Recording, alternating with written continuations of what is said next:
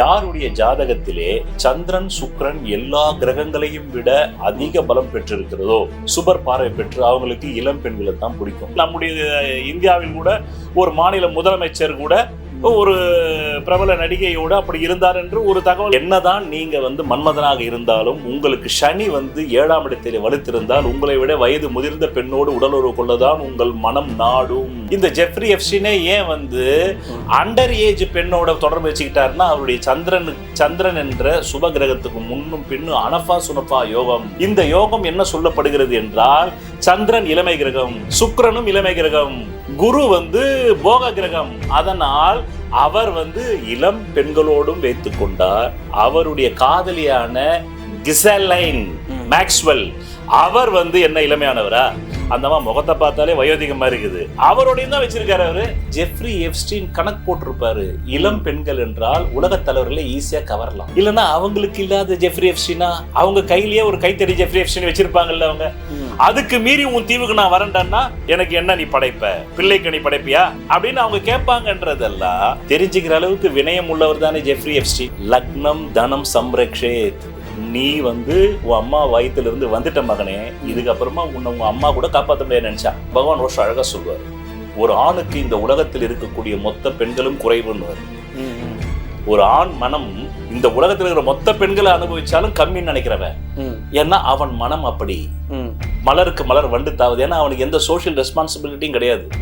எல்லா இடத்துலயும் ஒரு சொட்டு விந்து விட்டுட்டு போயிட்டே இருக்கலாம். உங்கள் வாழ்க்கையில் விடை காண முடியாத கேள்விகளுக்கு விடை சொல்ல வருகிறார் The one and only Hattrick Success Astrologer in India.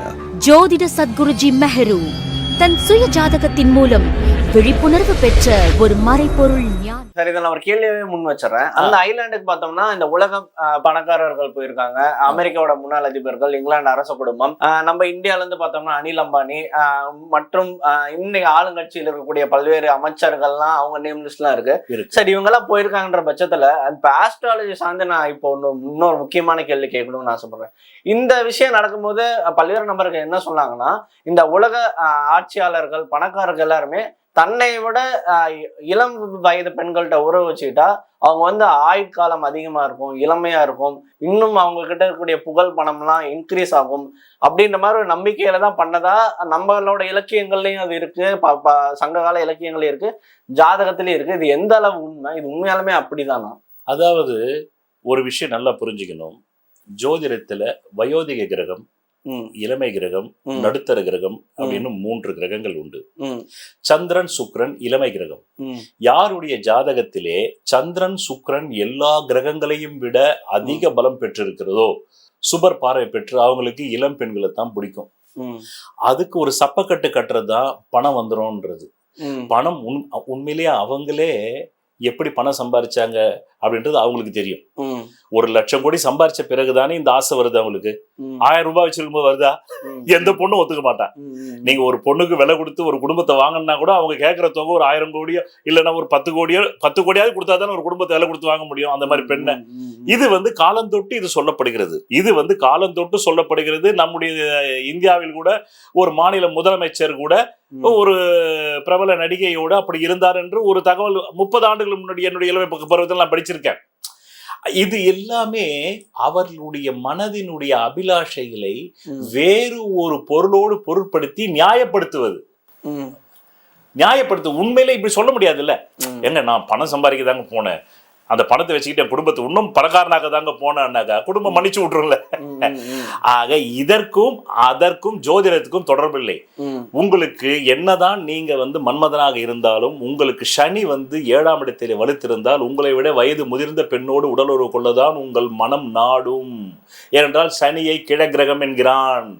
நீங்க பாக்குறதுக்கு மன்மதனா இருக்கலாம், நீங்க பாக்குறதுக்கு 6 பேக் வச்சிருக்கலாம். ஆனா உங்க ஜாதகத்துல 7ஆம் இடத்துல சனி உட்கார்ந்துட்டாரு, ஆமா அவர் சுக்கிரனோட சேர்ந்து உட்கார்ந்துட்டாருன்னா வயது முதிர்ந்த பெண்களை தான் உங்களுக்கு பிடிக்கும். இந்த ஜெஃப்ரி எப்ஸ்டீனே ஏன் அண்டர் ஏஜ் பெண்ணோட தொடர்பு வச்சுக்கிட்டாருன்னா அவருடைய சந்திரன் என்ற சுப கிரகத்துக்கு முன்னும் பின்னும் அனஃபா சுனஃபா யோகம்.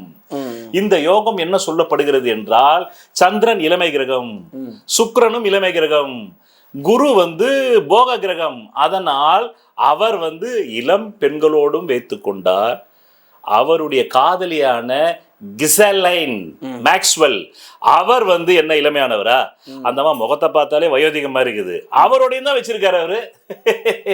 அந்த அம்மா முகத்தை பார்த்தாலே ஒன்னும் வந்து டெம்டேஷன் மூஞ்சி மாதிரி இல்லையா அது. அது நம்ம வந்து ஒரு பமிலா பார்க்கர் மாதிரி எல்லாம் ஒண்ணும் இல்லையே. அப்படி இருக்கும்போது அதோட கூட தானே அவர் வச்சிருக்காரு. ஆக இது வந்து ஜெஃப்ரி எப்ஸ்டீன் கணக்கு போட்டிருப்பாரு. இளம் பெண்கள் என்றால் உலக தலைவர்களை ஈஸியா கவரலாம். இல்லைன்னா அவங்களுக்கு இல்லாத ஜெஃப்ரி எப்ஸ்டீனா, அவங்க கையிலேயே ஒரு கைத்தடி ஜெஃப்ரி எப்ஸ்டீன் வச்சிருப்பாங்கல்ல அவங்க. அதுக்கு மீறி உன் தீவுக்கு நான் வரேன்டான்னா எனக்கு என்ன நீ படைப்ப, பிள்ளைக்கு நீ படைப்பியா அப்படின்னு அவங்க கேட்பாங்கன்றதெல்லாம் தெரிஞ்சுக்கிற அளவுக்கு வினயம் உள்ளவர் தானே ஜெஃப்ரி எப்ஸ்டீன்.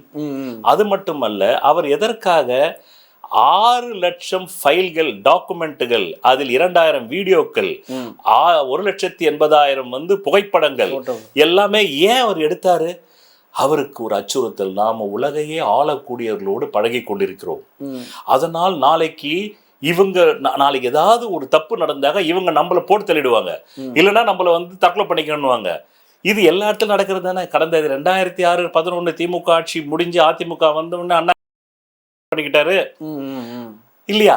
அதுக்கப்புறமா நம்ம 2006-11 இந்த வந்து அந்த 2G வழக்கு இருக்குல்ல, அந்த 2G வழக்குல வந்து சாட்சியம் வந்து அளிக்க போறாரு, அப்ரூவ் ஆக போறாருன்னு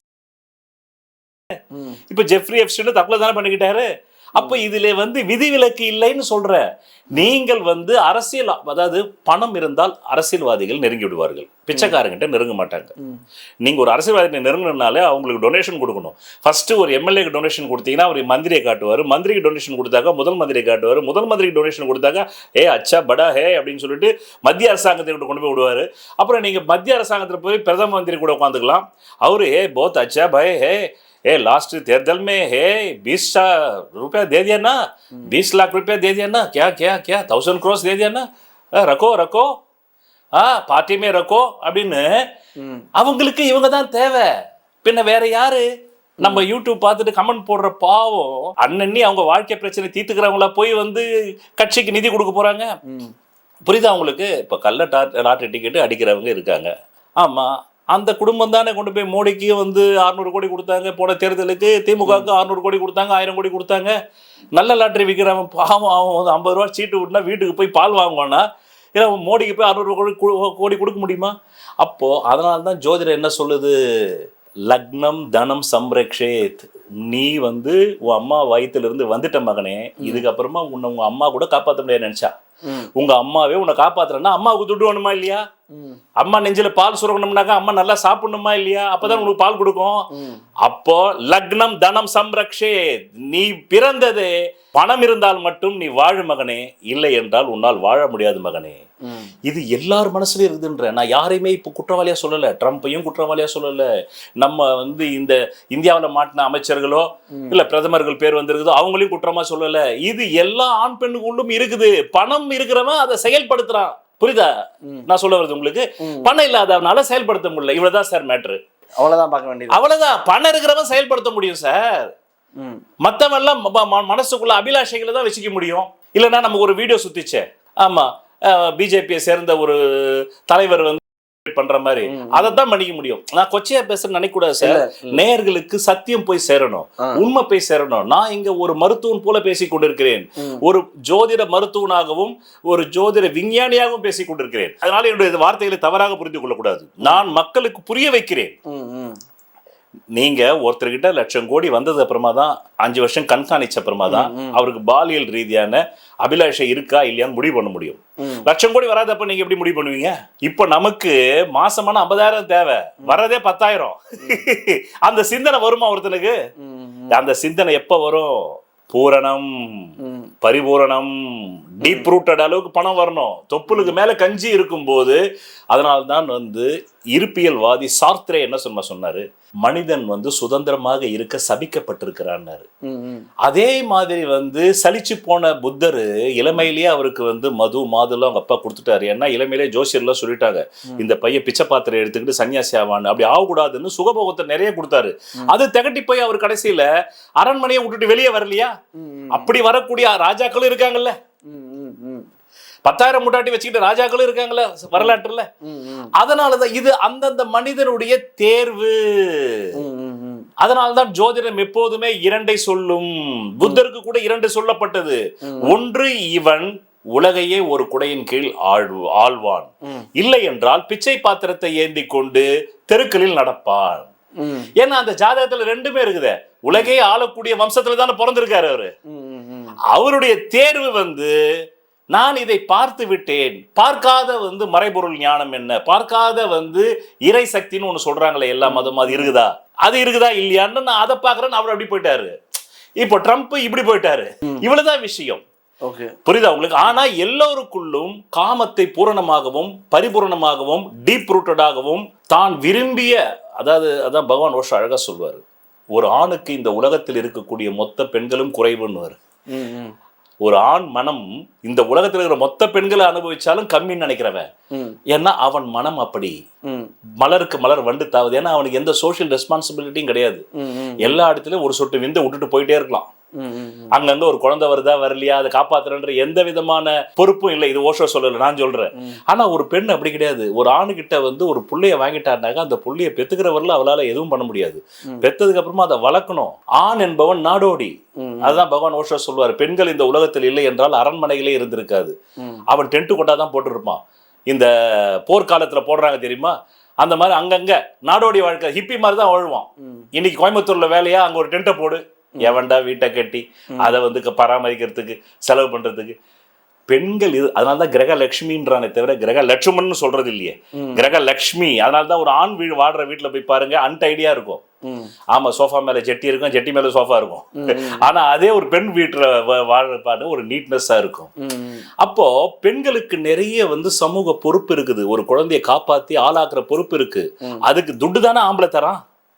நீங்க ஒரு ஆணை மட்டும் ஒரு குழந்தைய வளர்த்து ஆளாக்க சொல்லுங்க, அவனே அடிச்சு கொண்டுடுவான். அதுதான் அவனுக்குள்ள வேலை டென்ஷன் இல்லை. ஆனா இன்னைக்கு பெண்களும் அப்படி ஆகிட்டு இருக்காங்க. ஏன்னா அவங்களுக்கும் பாவம் பணி சுமை இருக்கு, அவங்களுக்கும் வேலை சுமை இருக்கு, அவங்களுக்கும் வேலை பலு இருக்கு. அப்போ சந்திரன் காமக்காரகன் வீட்டில் இருக்கிறான். அதனால் உலகில் பிறந்த மனிதனை விட்டுடுங்க, ஓரறிவு படைத்த 6 அறிவு படைத்த மிருகங்களுக்கு இதுதான் நிலைமைன்ற. சார் அதே மாதிரி பார்த்தோம்னா இன்னைக்கு இந்த ஐலாண்டுக்கு போய் தப்பு பண்ணவங்க எல்லாருமே பார்த்தோம்னா ஒரு 50 வயதுக்கு மேற்பட்ட நபர்கள். அது இல்லாம இன்னைக்கு நார்மல் பஸ்ல போற பெண்கள் இடிக்கிறவங்க எல்லாருமே இந்த அங்கிள் கேட்டகரியில தான் இருக்காங்க. 50 வயதுக்கு மேற்பட்டவங்க தான் இருக்காங்க. ஒன்ஸ் நீங்க 50 ரீச் பண்ணிட்டீங்கன்னா உங்களோட ஜாதக அமைப்புகள் எப்படி மாறும்? என்ன கிரக அமைப்புகள்? ஒரே விஷயம் தான் சார். திருவள்ளுவர் 1330 குறள் பாடினார். ஆமா, என்னுடைய நண்பன் ஒருத்தன் அலாவுதீன் டைரக்டர் ரவி சக்கரவர்த்தி, அவன் பாடிய குறள் இது. மனிதனுடைய சவ அடக்கம் வராத வரையிலும் பாலியல் புலனடக்கம் இல்லைன்னா இந்த கிரெடிட் அவனுக்கே போட்டோம். ஏன்னா நம்ம அர்த்தபுத்தி திருட கூடாது இல்ல. இது நகைச்சுவா தெரியும், ஆனா அதுதான் உண்மை. உங்களுக்கு சவ அடக்கமாகாத வரலும் புலன் அடக்கம் இல்ல. அதனால்தான் பகவான் ஓஷோ ரொம்ப அழகா சொல்லுவாரு. அவருக்கு பாருங்க ஜோசியம் தெரியல, ஞானிகள் எனர்ஜி பேட்டர்ன்ல ஒர்க் பண்ணுவாங்க. அவர் என்ன சொல்றாரு, உங்கள் உடம்பு நின்று கொண்டிருப்பதே காமத்தினால் தான். நீங்க நமக்குள்ள எவ்வளவோ ஆற்றல் இருக்கு, அதெல்லாம் பயிற்சி எடுத்தாதான் நம்மளால கத்துக்க முடியும். காம ஆற்றலால் நாம் பிறக்கப்பட்டுள்ளோம், பிறக்கப்பட வைத்துள்ளோம் நம் தந்தை தாயரால். அதனால் அதை யாருமே கத்துக் கொடுக்க வேண்டாம். அதனால்தான் அழகா சொல்லுவோம் தமிழ மரபுல, சொல்லி தெரிவதில்லை காமக்கலை, சொல்லி தெரிவதில்லை மன்மத கலைன்னுவோம். ஏன்னா நாம் அதுல தானே பிறந்திருக்கோம். இப்ப நம்ம தியானத்துல பிறக்கல. இப்போ ஒரு உட்காந்துட்டு அப்படியே நம்ம அப்பா அம்மா அப்படியே தியானம் பண்ணும்போது நம்ம திடீர்னு அம்மா வயிற்றுக்குள்ள வரல, காமம் பண்ணி தான் நம்ம வந்திருக்கிறோம். அதனால அந்த எனர்ஜி நமக்கு ஈஸியா கீழே போவோம். அப்படி கீழே போற எனர்ஜியை நீ மேல ஏத்துனா தான் பயிற்சி தேவை. கீழே போறதுக்கு எந்த பயிற்சியும் தேவையில்லை. ஒரு காலத்துல பிரம்மச்சாரிகள் எல்லாருக்குமே வராதுன்னு நம்பப்பட்டது 200 வருடங்களுக்கு முன்னாடி. மாஸ்டர் அண்ட் ஜான்சன் என்பவர் மேற்குலகிலே 18ஆம் நூற்றாண்டு இறுதியில், அதுல மாஸ்டர் ஜான்சன் ஆம்பளன்னு நினைச்சுப்பாங்க, மாஸ்டர் என்பது அவரு, ஜான்சன்றது அவருடைய மனைவி. 2 பேருமே செக்ஸாலஜிஸ்ட். அவங்க தான் கண்டுபிடிச்சாங்க, பிரம்மச்சாரியா இருந்தாலும் சரி, கடவுளின் தூதுவனாக இருந்தாலும் மைந்தனாக இருந்தாலும் 2 நாளுக்கு ஒரு முறை தானாக வெளியேறிடும், இல்ல அவங்க பண்ணி வெளியேற்றிடுவாங்க அப்படின்றத செக்ஸாலஜிஸ்ட் மாஸ்டர் ஜான்சன் அவர் படித்த கல்லூரியிலேயே 20 விபச்சார பெண்களை அழைத்து வாலண்டியர் ஆண்களை வைத்து பரிசோதனை பண்ணி சொல்லிட்டார். பரிசோதனை சொல்லி புக்கே போட்டார், யார் வேணா வாங்கி படிக்கலாம். மாஸ்டர் ஜான்சன் செக்ஸ் மேனுவல்னு நீங்க கூகுள்ல தட்டினா ஒரு புக்கு நிற்கும். நான் அதை படித்திருக்கிறேன். அதனால நீங்க பிரம்மச்சாரியாக இருந்தாலும் யாராக இருந்தாலும் உங்களுக்கு 2 நாட்கள் கழிச்சு உங்க விந்து உடம்புல தங்காது. ஏனென்றால் நீங்கள் அதனால் படைக்கப்பட்டுள்ளீர்கள். இதை ஆழமாக அறிந்ததால் தான் ஜோதிடத்தை சனாதன இந்து தர்ம வேதம் களவாடியதுன்னு நான் சொல்லுவேன். மேற்குலகுக்கும் கிழக்குலகுக்கும் வந்து மதவாதிகள் எல்லாருமே ஒரே மாதிரி தான் வேலை செய்கிறாங்க சார். 2 பேருமே காவர்ட்ஸாக தான் இருக்காங்க. கிழக்குலக மதவாதிகளும் காவர்ட்ஸ் தான், மேற்குலக மதவாதிகளும் காவர்ட்ஸ் தான். மேற்குலக மதவாதிகள் எப்படி காவர்ட்ஸ்னாக்கா காமத்தை தவறுன்னு சொல்லி அப்படி காவர்ட்ஸ். கிழக்குலக வந்து மதவாதிகளுக்கு இந்த காமத்தால் தான் மனிதன் படைக்கப்பட்டான் என்பதை சொல்லும் ஜோதிட அறிவியலை வைத்து சனாதன இந்து தர்ம வேதம் என்கின்ற அந்த வேதத்தின் கண்ணுன்றான். இப்ப வேதத்தின் கண்ணுன்னு சொன்னா அந்த கண்ணை வச்சுதானே பார்த்து எழுத முடியும். அப்ப ஜோதிடத்தை வச்சுதான் வேதத்தை எழுதியிருக்கான். அந்த வேதத்தை வச்சுதான் சனாதன இந்து தர்மம், வைதிக தர்மம் எல்லாமே வருது. ஆனா இந்த ஜோதிடத்தை பிரபலப்படுத்தாமல் இந்த ஜோதிடத்தை வைத்து உருவாக்கப்பட்ட வேதத்தை பிரபலப்படுத்தியது ஒரு வியாபார வணிக நோக்கம் என்று நான் ஒரு பதிவை ஃபேஸ்புக்கில் போட்டேன். அதற்கு ஒரு பிரபல, அந்த டிவி பேரை சொல்ல வேண்டாம், அது ஒரு ஆன்மீக சேனலு, ஒரு ஐயர்கள் நடத்தப்படும் சேனல். அந்த சேனலுடைய CEO போடுறாரு, இவருக்கு சரியா விஷயம் தெரியாது ஜோதிட சத்குருஜி மேருக்கு.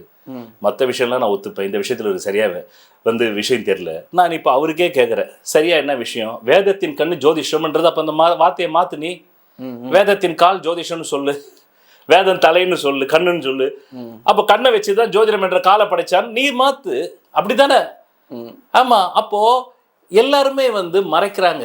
அதாவது பகவான் ஓஷோ சொல்லுவாரு, all the religions are avoiding truth to know their religion people because they want to kept their religion people like a puppet.